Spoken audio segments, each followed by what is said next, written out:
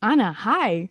Hi, Shay. So it's officially August, which means there are a lot of teachers out there right now who are starting to ramp up for the new school year, Oh at boy. least in the Northern Hemisphere. Uh-oh. They are, and others are coming back to the classroom after a much deserved winter break.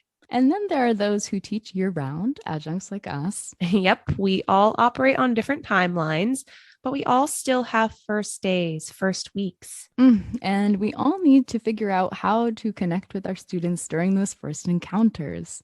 Building rapport. Why is it so crucial? How can teachers do it in a way that's effective and genuine? Let's dive in.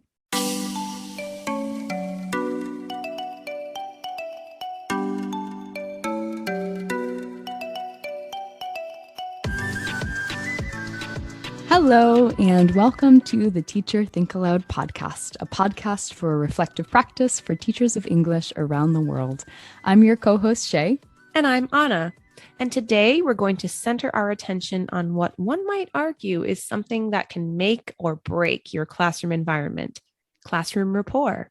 Yeah, relationship building and maintaining is incredibly important since it really has the power to dictate how your classroom feels, right? Absolutely. Creating an environment that's warm and supportive definitely plays a role in student success.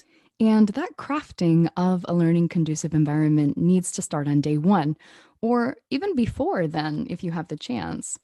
Yeah. So, of course, teaching online does make this a bit easier, connecting with your students via the learning platform, via email, touching base before the semester begins goes a long way.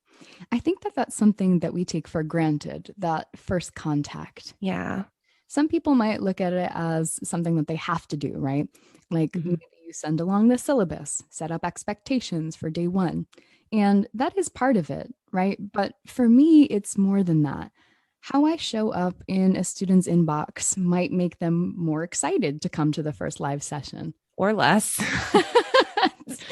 Touche. You're right, though. You do have a chance in an email or in an online platform to set the tone in a way if you're able to connect before the term starts. So, hi, my name is Anna. I'm a nice person. Come to my class. I swear we'll have fun and learn a lot together. But not everyone checks their email. And not everyone has an email or teaches online or teaches in a setting where they're able to connect with their students before the class begins. But even if you're not making contact before you meet your students, your reputation usually precedes you, doesn't it? Mhm. Like maybe you had a student in the past who's friends with someone in your class this term. Chances are they've asked about you, right? Right. Or maybe they've just seen you in the hallway. But this first in person or live online meeting is your chance to truly make your impression. It's your chance to rewrite the script if there have been rumors circulating. Give them a first taste of who you are. So let's visualize the first day with a new group of students. Yikes. Didn't we just live through this a few weeks ago when we started teaching summer classes? We did. So it's super fresh in our minds. But just thinking about the first day of class makes me feel so anxious. I always get jitters on the first day. Me too. Those jitters never go away, do they? I don't think so. And especially since we're just talking about how our reputations ride on this. Mhm. So sometimes it feels like your first day is your only shot. You only get one shot. Do not miss your chance to do it. Did you just quote Eminem? Yeah, yes, I did. 8 Mile. Awesome. Great song. But I mean, I guess that lyric is true to some extent. I'm sorry, you're just such a great rapper. I can't stop. Okay. That's fine. Do you agree that we only have one shot on day one? Yeah, I'm like that. I think that lyric is true to some extent. We've got one shot on day one, but building rapport is I can't even keep it's just that was amazing. It played out exactly how I thought it would in my mind. That was oh yes. Okay. Oh, I'm crying like happy tears right now. This is great. Okay. Hold on, listeners. Shay's having a moment. Shay, would you like to continue? Yeah, okay. So as I was saying, that lyric for me is true to some extent, right? We've only got one shot on day one, but building rapport is more than first impressions. It's Mm, not just establishing rapport on day one, it's maintaining it. for sure. Cultivating rapport is an ongoing process. Okay, so imagine you have a clean slate. Mm. How do you go about building rapport from the very beginning, Anna? I think I start by reminding myself that it's important to be genuine. I want to show up as myself, right? Not someone else, demonstrate my competence and allow my students to get to know me a bit. And if I'm feeling a little nervous, actually tell them that too. Ooh, I love that. Demonstration of vulnerability. Let them in on the fact that you're human. Relate to their feelings of nervousness a bit. Quick way to connect, you know? Yeah. And I think that often when we go through teaching programs, they arm us with these icebreakers for the first day. Quick tips to connect with your students and all of that. But sometimes I think that we miss this human element, this universal experience of feeling a tad nervous when you start something new. Yeah. I mean, so this summer I started teaching at a community college here in the Seattle area. And I actually told my students, this is my first day here too. And not just my first day with you, a new group of students, but here on campus. We had a chance to figure some things out together, like, where the bathrooms were and things like that. And that Mm. was a nice way to foster a bond from the start. Cool. I always start by asking students how they feel in the current moment, not just on the first day, though, but periodically over the course of a term. Yeah, like temperature checks, kind of. Yeah. So initially, your responses are like, I'm fine or okay, because students are just trying to figure out the weirdo standing in front of them, asking them to tap into their emotions, right? Yeah. But I think it serves a purpose. It shows them that there's nothing wrong with feeling a little strange in a new environment, that we all Mm. feel it. And it also shows them that I'm the type of person who actually cares enough to ask how they are. I think that goes a long way. And it also gives you a chance to get feedback from students about what could be altered a bit to make the environment more comfortable. Mhm. That student feedback is invaluable, right? Mm. To piggyback that idea, something that's always worked well for me is including students in the process of establishing classroom culture. Make it communal. This makes me think of a class contract. Yeah, it follows that same idea. I'll ask them things like, what sort of environment would make you feel the most comfortable to learn? What does your teacher need to do to get the best out of you?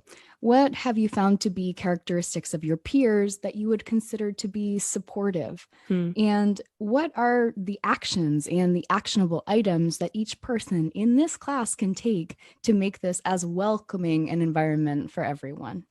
I've always loved the idea of a classroom contract. I think, it's a great idea. But I don't think I've ever actually implemented it, though, I'll admit. But this idea of class contract is where on the first day you have the students work together to build their list of rules or guidelines for classroom behavior. I mean, it depends on who you're working with, but I think most people will agree on a couple of basic rules, which is, being respectful of others, being on time, not going in and out of class. Hmm. Right. And a contract is about rules and regulations, but it also helps build rapport in a way, right? Yeah. It's something that the students do communally, a promise that they make to each other. Totally. And also, having a set of rules does help in other ways. Like Mm. if you have a student who's always late, they always miss the casual conversation at the start of the session. That Mm. sort of organic building that happens during unstructured time. So, really, it's not as much of a contract as it is a collaborative creation of classroom culture. Love that. The course syllabus is actually a great place to establish that culture of support. A lot of universities include resources for students, right? Discrimination policies and resources, mental health resources, disability services. Actually, a workshop I attended this past year, a virtual workshop, of course, Hmm. mentioned something really important about how we frame these resources on the syllabus. Instead of just plopping them in there, we can think about how to use more inclusive language. For example, instead of saying, if you have a disability, get help here, which, that sort of singles out disabilities as out of the norm, a deficiency of some kind. Mhm. Instead, we can frame this section as We all learn differently. Please talk to me about your learning preferences and we can make accommodations as needed. Yeah. So basically, stating learning differences as the norm and introducing a more welcoming approach to disability services. That's great. That's such an important piece. By highlighting these resources and framing them in an inclusive way, we're acknowledging that there are different needs within our class, promoting an environment of inclusivity, which then makes the environment more welcoming. Even if you don't go through these items piece by piece, you're sending the message, hey, I thought of you too. Right. And that can become obvious through more than just your syllabus, right? Mm. I've been thinking a lot about diversity, equity, and inclusion, right? DEI. And something that has come up a lot is business or institutions claiming to be diverse or respecting diversity, but not actually implementing anything meaningful in that way. Mhm. So, if you're working with a group of diverse learners, and of course, as language educators, we're thinking of cultural, ethnic, Mhm. linguistic diversity first and foremost, but we also need to think about diversity in faith, age, gender, the list goes on. You have to ask yourself, how would a person identifying in whatever way feel about coming into my classroom? Are students interacting with material that represents their lived experiences? Do they see themselves in the chosen readings? Are they able to connect? And this just doesn't mean in images and in word, but does the way that you're sharing your Mhm. expectations respect other cultural norms? Oftentimes, instructors will say, here's your syllabus. These are the expectations for this course. And this is how you need to behave in this context to be Uh-huh. successful. But that doesn't take into account cultural differences or differences in experience, right? Do those expectations take into consideration who your students are? Gotcha. So, like, if you're working with college students who may not have followed a traditional path, students who are not fresh out of high school, who may have families, work full time in addition to attending your class, right? Mhm. And not to mention the different perceptions of time across cultures. Right, right. Different cultures understand time differently. This whole idea of a hard deadline at a specific hour of a specific day may not work for everyone. Mm-mm. It's more of a sliding scale for some. So, what do you do to navigate the different constructs of time or to consider the needs of diverse populations in your class? 2 words: submission windows. Ah, So instead of having a hard cutoff for an assignment, I extend it to include a little wiggle room. Students are free to submit between 2 dates, and even though many will still wait to the very last minute, there aren't as many as usual.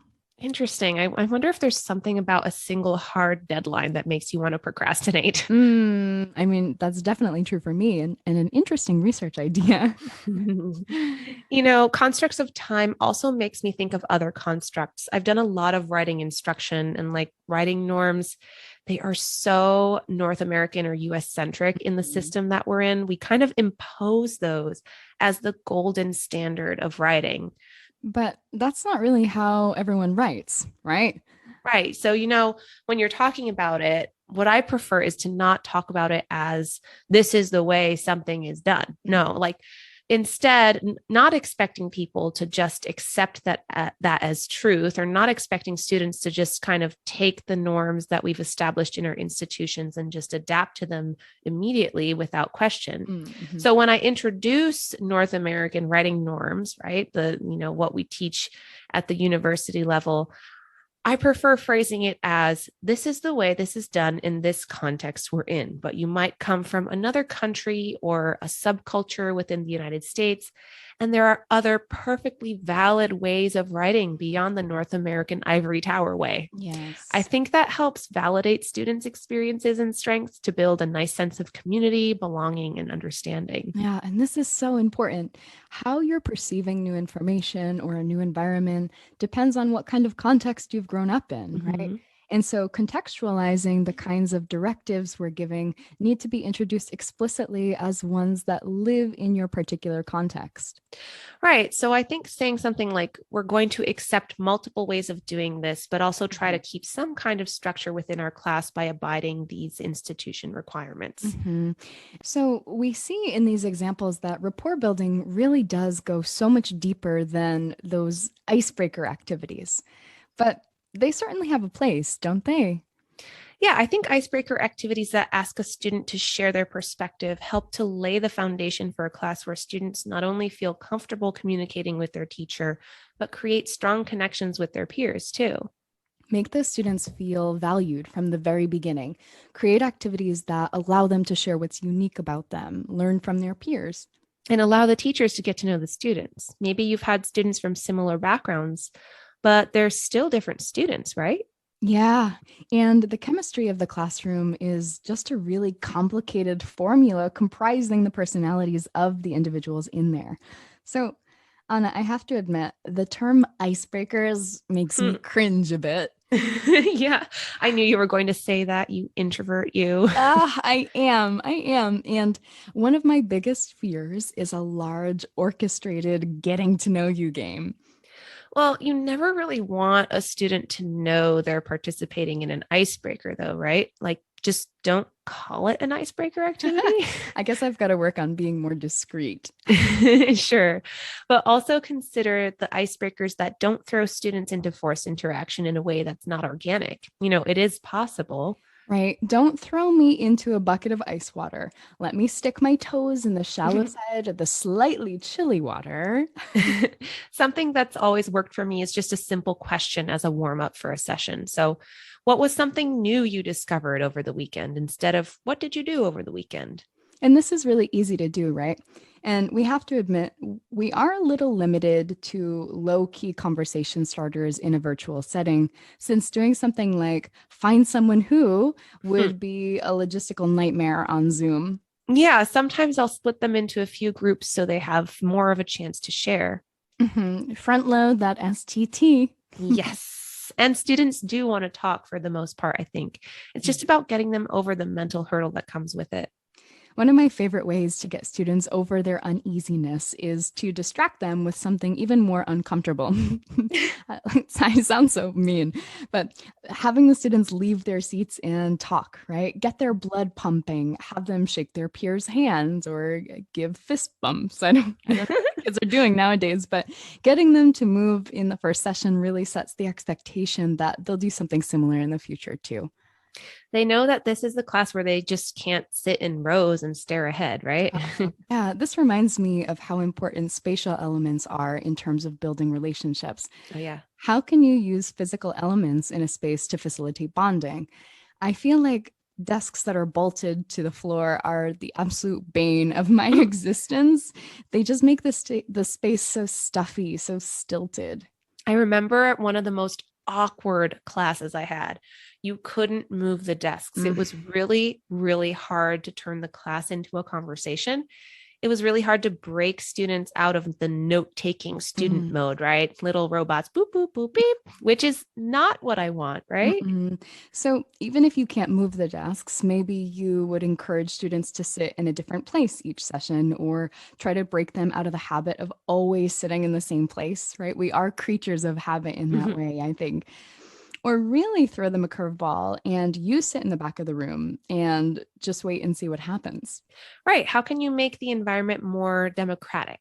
How can you make it so your class is not so teacher centric with everyone huddled around the teacher at the front of the room? I picture a bunch of students huddled up, sharing a game plan, unified by a common purpose. Oh my gosh, I almost forgot to share the one thing I entered this conversation meaning to tell you. Wow, what a build-up. I'm excited. You've got to tell me. Yeah. So in the first week of the semester, I always try to engage students in collective goal settings. And to me, this is the best thing for building rapport. So my first day always involves we're reading through the course objectives, looking at those objectives and getting the students to first reflect on what their goals are, what their strengths are and weaknesses are, and then what their strategies for achieving those goals are. So they do this individually. And then they partner up and say, hey, here's my goal. And then they give each other strategies for reaching that goal. So a student might be like, I'm bad at vocabulary. What can I do outside of my class to expand my knowledge of words? Yeah. And so they would share ideas between them, document their goals and ideas for how to reach said goals. It's really nice because they notice the commonalities in their paths and they have a chance to build rapport right away. They're really supportive of each other's goals, you know? That's so nice. And it's such a scaffoldable activity too, right? Mhm. Like whenever I've done goal setting with students at lower proficiency levels, I've always included some sort of framework, sentence Mhm. starters. It could be that simply scaffolded, but still effective in getting them to reflect on their own learning. Yeah, thinking of reflecting, Shay. I think that's all I got in me for today. My brain is fried. Mhm. We've chosen a very complicated profession, haven't we? Oh my gosh, I know, right? Mhm. Well, relationship building is paramount though, so it's definitely worth the exhaustion. It is. So, teachers, we want to hear from you. What are some of your go to strategies for building rapport on the first day, in the first week? How do you maintain the rapport that you've built? You can join the conversation on our various social media accounts. Email us via our contact form at teacherthinkaloud.com or comment via Twitter, Instagram, or Facebook. We welcome your reflections, questions, and ideas. For more resources related to today's topic, take a look at our website and our podcast anchor page, anchor.fm/teacherthinkaloud. Thanks so much for joining us on the Teacher Think Aloud podcast. And until next time, happy teaching And happy reflecting.